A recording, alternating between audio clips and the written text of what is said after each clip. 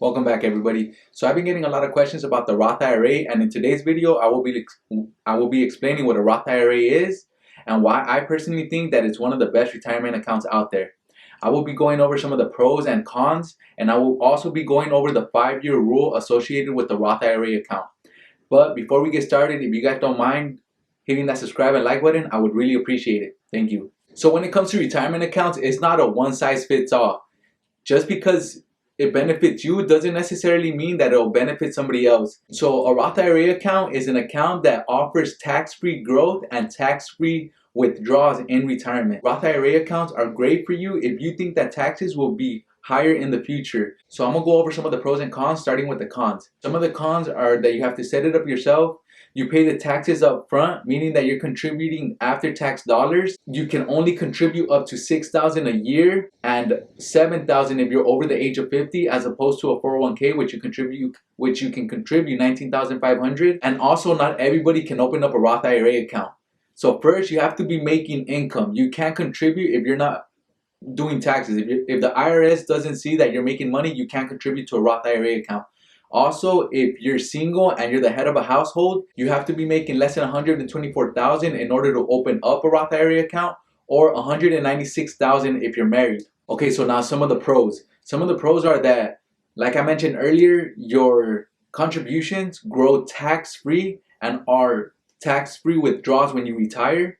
Also, it gives you some diversification. So if you have a 401k and you're not going to get taxed till you withdraw the money, it's a good thing to have a Roth IRA. So that way you have another account that allows you to take out money without getting taxed. Another pro is that you don't have to take out this money at the age of 60. So with the 401k, you have to start withdrawing at, I believe, 70 years old. A Roth IRA, you can keep it forever and pass it down to your children once you pass away. And also, and one of the biggest ones, is that you can withdraw your contributions at any time. So a lot of people are scared that if you contribute to this Roth IRA account, you can't withdraw the money till you retire. So that's not necessarily true. You can always withdraw the contributions at any time. So if you contribute $5,000 today, you can withdraw $5,000 tomorrow. So that leads me into the 5-year rule. And I'm gonna put up a chart here so you guys can look at it yourselves. But basically, if you guys wanna avoid the penalty and the taxes from this account, you have to have it for at least 5 years and be over the age of 59 and a half. So those are the two biggest requirements for you to avoid both the 10% penalty and the taxes when you withdraw. So as you can see here in this chart, you can avoid the 10% and the taxes if you have it for 5 years, if you're going to use it for a first-time home purchase and you can only use up to $10,000, or if you're a beneficiary from the account. So that means that if your parents pass away and they had a Roth IRA account and they pass it down to you, you have to keep it for 5 years, and then you can withdraw the money tax-free and penalty-free. So on the right side of this account, as you can see, you can avoid the 10% penalty, but not necessarily the taxes, which isn't bad. It basically becomes a regular brokerage account. If you're going to use it for medical expenses, certain medical expenses, not all. If you're going to use it for yourself when it comes to education or your children's education, or if you're withdrawing, I believe, $5,000 after the birth of your first child. So make sure you guys look into this.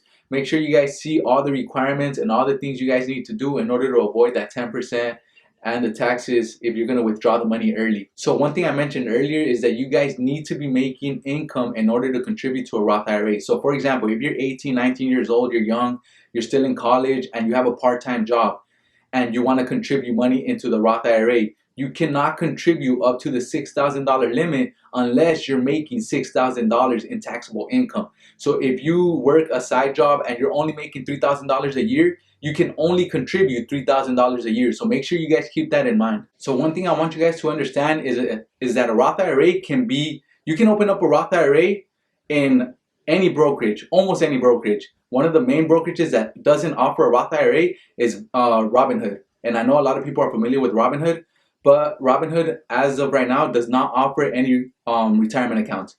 So there's Fidelity, Vanguard, Charles Schwab, E-Trade. I think E-Trade offers it. I'm not 100% sure. M1 Finance offers it. So make sure you guys do your own research and look into the brokerage that's going to benefit you, that you guys are going to feel comfortable in. A lot of people think that a Roth IRA is a brokerage, but it's not. It's just an account within a brokerage. So there's the brokerages up here, And then you have the retirement accounts or different types of account in the brokerages. There's the individual accounts, the Roth IRAs, the SEP IRAs. There's many different accounts. But point is, you have the brokerages up here. You have the different type of accounts right here.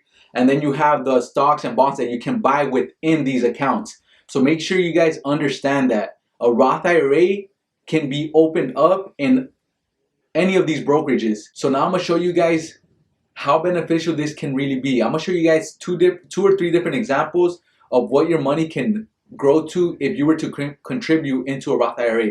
So the first example is if you contribute $500 every month, that's $6,000 a year since the age of 20. So if you contribute from the age of 20 to the age of 60, so that's 40 years, $500 a month, your money will grow to over $1 million. Now think about that. You might think, wow, 40 years, that's a long time. And I agree. But if you guys put $500 into a savings account and don't invest it, then your money will actually lose value because of the 2% inflation. So make sure you guys are doing your research and investing this money instead of just letting it sit there. Okay, this second example is one of my favorite examples. So let's say you don't want to start investing because you don't know anything about investing and you're scared to invest and you have no knowledge of it.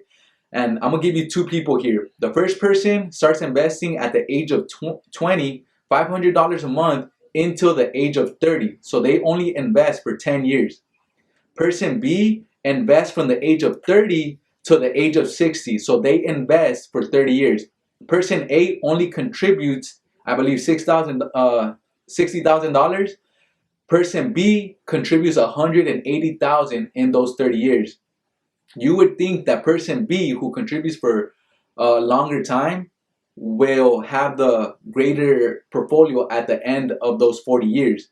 But in reality, it's person A. And the reason person A has a greater portfolio value, even though they only invested for 10 years, is because they were in the markets a lot longer than person B. They were in it for 40 years as opposed to 30 years. The biggest factor for your account to grow big is time. So the longer you have your money in the stock market, the bigger your account will grow. So you guys need to keep that in mind. It's better to start investing early with a little bit of money than later, because the most important thing here is time. So those are the two examples I wanted to show you guys. So thank you guys for tuning in. If you guys don't mind hitting that like button, I would really appreciate it. It really helps grow this channel. And if you guys don't mind leaving a comment down low, that would really help as well. I'm trying to get my videos out there. I'm trying to help out people. Like I said, if you guys have any questions, feel free to reach out. You guys can follow me on my Instagram, _Israel_. You guys can send me a message. We can set up a Zoom call. We can talk about your situation, whatever you guys need. I'm here to help. I'm not an expert, but I've done enough research to where I feel comfortable talking to other people about it. It's better to get some type of feedback in what you're doing than not getting any feedback at all. I know a lot of you guys probably feel lost, whether you're in debt or you don't know how to invest at all, and I've been there. Feel free to reach out. I'm here to help, man. I've been helping out a lot of people. A lot of people have been sending me messages. Just feel free to send a message. Thank you guys for tuning in. And like I said, if you guys don't mind hitting that like button, I would really appreciate it. Thank you. Till next time.